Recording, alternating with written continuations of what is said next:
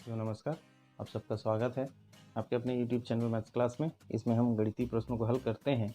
अभी हम हल कर रहे हैं कक्षा 10वीं का अध्याय 3 एक चर का द्विघात समीकरण प्रश्नावली 5 से ये हमारा दूसरा प्रश्न, जिसमें वर्ग समीकरण बनाने के लिए कहा गया है जिनके मूल इस प्रकार से दिए गए हैं। यहाँ पर 10 प्रश्न हैं। अभी मैंने 5 प्रश्न लिख रखे हैं। आगे हम देखते हैं। यहाँ पर जैसे कि पहला प्रश्न को हम हल करेंगे, ये सभी चीज़ें उसमें आपको लिखना है, लेकिन मैं यहाँ पर लिख दिया हूँ एक बार और उसी को पांचों प्रश्नों के लिए अप्लाई करूँगा, लेकिन आप सब प्रश्नों में अलग अलग लिखेंगे इसको। है अभी वर्ग समीकरण का जो सूत्र होता है एक्स स्क्वायर माइनस मूलों का योगफल एक्स प्लस मूलों का गुणनफल बराबर 0।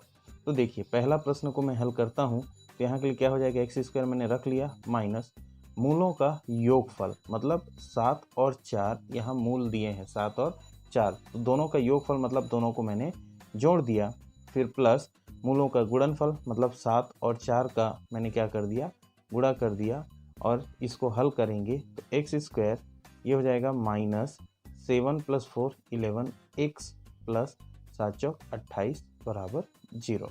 ये आपका हो गया पहला प्रश्न का उत्तर। बिल्कुल सिंपल, कोई दिक्कत नहीं।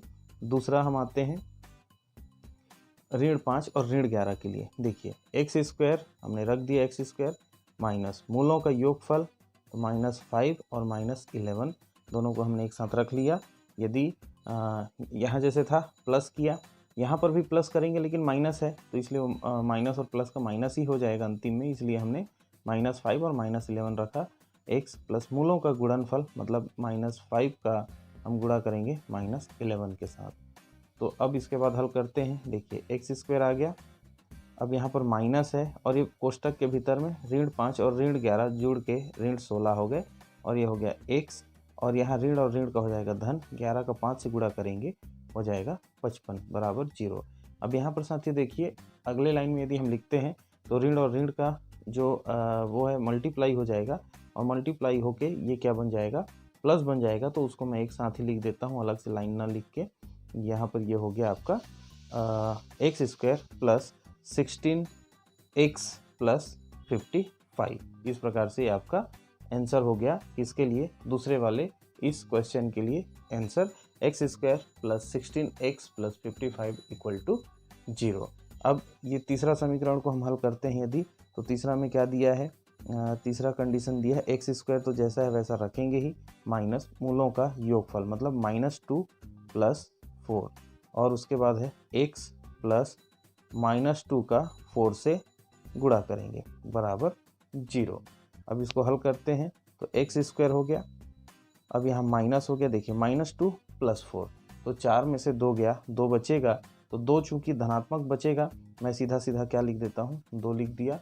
तो एक्स स्क्वायर -2 और यहाँ का क्या है x, फिर उसके बाद साथियों -2 का 4 से मल्टीप्लाई होगा, गुणा होगा, तो ये हो जाएगा 8, लेकिन ये ऋणात्मक संख्या है इसलिए क्या आ जाएगा ऋण, तो ये हो जाएगा 0।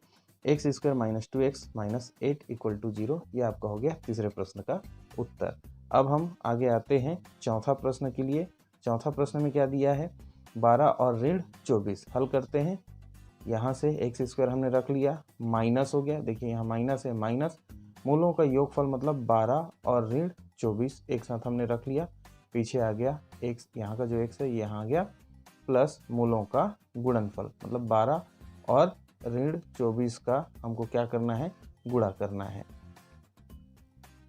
12 गुणित ऋण 24 बराबर 0।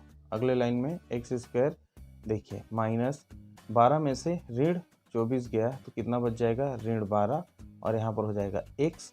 यहाँ पर देखिए ऋण और धन का गुणा होगा, ऋण आएगा, 12 का 24 से हम गुणा करेंगे तो ये हो जाएगा आपका 288 होता है। आप गुणा करके देख लीजिएगा, यहाँ पर 288 होगा। 12 चौक 48 का 8 हासिल आएगा 4, 12 दूने 24 और 4 28। इस तरीके से इसको और आगे हल करते हैं तो एक्स स्क्वायर माइनस और माइनस का प्लस 12 और x -288 इक्वल टू 0। ये आपका चौथा समीकरण का हल।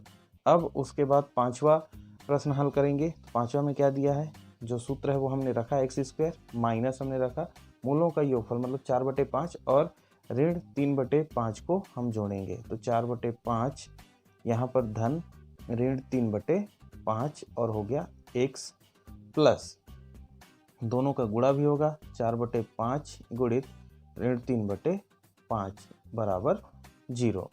अब इसको हम हल करते हैं तो x स्क्वायर हो गया माइनस, अब देख सकते हैं साथियों दोनों का क्या है, हर बराबर है तो हमने एक बार लिख दिया 5, यहाँ पर आ गया 4 और यहाँ पर आ गया ऋण 3 और हो गया x प्लस यहाँ पर देखिए 4 का 3 से गुणा किए तो 4 तिया 12 ऋण 12 और 5 का 5 से गुणा होगा 25 बराबर 0। आगे हम हल करते हैं तो x स्क्वायर माइनस, यहाँ माइनस तो इसलिए माइनस, 4 में से 3 गया तो 1/5 x और ये ऋण और धन का हो गया ऋण 12/25 बराबर 0। तो ये आपका वर्ग समीकरण या उसका उत्तर इतने में ही मान सकते हैं, और चाहें तो इसको और आगे थोड़ा सा हल किया जा सकता है, लेकिन ये अपने आप में सफिशिएंट है। ये हो गया 5वां का आंसर। अभी हम 6वां का देखते हैं।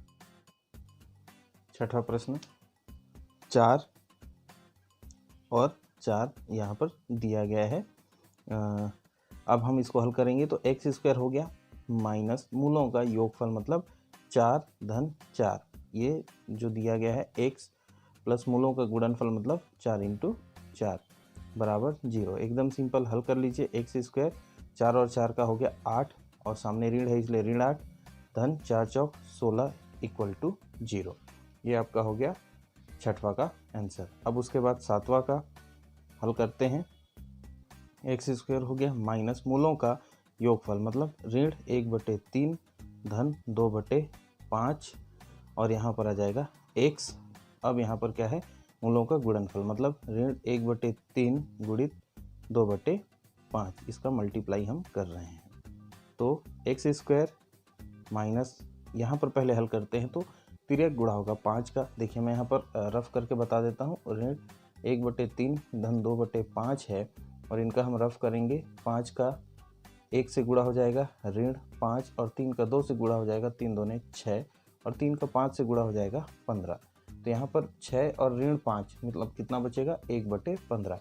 तो यहाँ सीधा सीधा 1/15 बचेगा, लेकिन यहाँ धनात्मक बचेगा। हम क्या करेंगे, बाहर में ऋण है इसलिए हो जाएगा ऋण 1/15 और यहाँ का x। वैसे ही इस वाले हिस्से को ऋण 1/3 गुणित 2/5 है तो यहाँ 2 का 1 से गुणा होगा 2 एकम 2, 3 का 5 से गुणा होगा 15। तो ऋण यहाँ पर क्या आ जाएगा, ऋण 2/15 बराबर 0। तो इस प्रकार से आपका 7वां का दूसरे प्रश्न के 7वां का आंसर हो जाएगा। लेकिन इसमें एक और चीज़ हम कर सकते हैं कि मान लीजिए यहाँ दोनों जगह पे 15 है और इसको हटाना है तो क्या कर देते हैं, इस 15 का तिर्यक गुणा इसके साथ हो जाएगा। तो ये 15x स्क्वायर हो गया, यहाँ से 15 हट जाएगा और x बस बचेगा, यहाँ से ऋण 2 बचेगा और हो जाएगा 0। ये कैसे हुआ, इसको इस तरीके से समझ लीजिए कि इस 15 को हमने, इसके नीचे कुछ नहीं है मतलब 1 है तो हमने तिर्यक गुणा कर दिया। तो इसके नीचे 15 करेंगे और तो इसके ऊपर में भी 15 करना पड़ेगा, तो इसलिए यहाँ 15 आ गया, नीचे 15 आएगा, यहाँ 15 यहाँ 15 है तो ये तीनों 15 तो यहाँ ट्रांसफ़र होकर चले जाएंगे। तो यहाँ 15 x का घात 2 ऋण x ऋण 2 बराबर 0 बचेगा।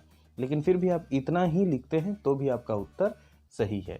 अभी हम देखते हैं, ये हो गया आपका 7वां प्रश्न। अब हम देखते हैं 8वां प्रश्न। बहुत सिंपल, एकदम आसानी से ये बनेगा।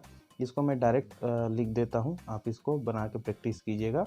इसका उत्तर हो जाएगा x स्क्वायर और माइनस 11x प्लस 24 = 0। एकदम सिंपल, आप इसको देख के ही ऐसे ही हल कर सकते हैं। x स्क्वायर माइनस जो आपका आंसर है x square minus 11x plus 24। अभी हमारे पास जो क्वेश्चन है वो है 9वां, जिसमें ये और ये वर्गमूल 3 ऋण 7 एक मूल है और वर्गमूल 3 धन 7 दूसरा मूल है। इसलिए x स्क्वायर माइनस मूलों का योगफल में हम क्या लिखेंगे, वर्गमूल 3 ऋण 7। देखिए 3 जो है वर्गमूल में, 7 वर्गमूल से बाहर है। इसको योगफल करेंगे मतलब प्लस करेंगे दूसरे मूल से, दूसरा मूल मतलब वर्गमूल 3 धन 7 और यहाँ पर है x। फिर उसके बाद यहाँ पर क्या हो जाएगा, मूलों का गुणनफल मतलब वर्गमूल 3 ऋण 7 का गुणा वर्गमूल 3 धन 7 से करेंगे बराबर 0। तो साथियों एक्स स्क्वायर माइनस, यहाँ पर देखिए ये -7 है +7 है, ये दोनों तो कैंसिल हो जाएगा, लेकिन वर्गमूल 3 के साथ जुड़ जाएगा और 2 वर्गमूल 3 होगा और बाहर का माइनस। यहाँ पर आ गया x प्लस, देखिए ये वाला मैं रफ में आपको करके बताता हूँ कि वर्गमूल 3 ऋण 7 का गुणा यदि वर्गमूल 3 धन 7 से हम करते हैं, वर्गमूल 3 का वर्गमूल 3 वाले से गुणा होगा तो 3 हो जाएगा। वर्गमूल 3 7 का गुणा करेंगे तो सात वर्गमूल 3, ये प्लस है ये भी प्लस है इसलिए प्लस। अब माइनस इसका इससे गुणा होगा 7√3 और माइनस प्लस का माइनस और ये हो जाएगा 49।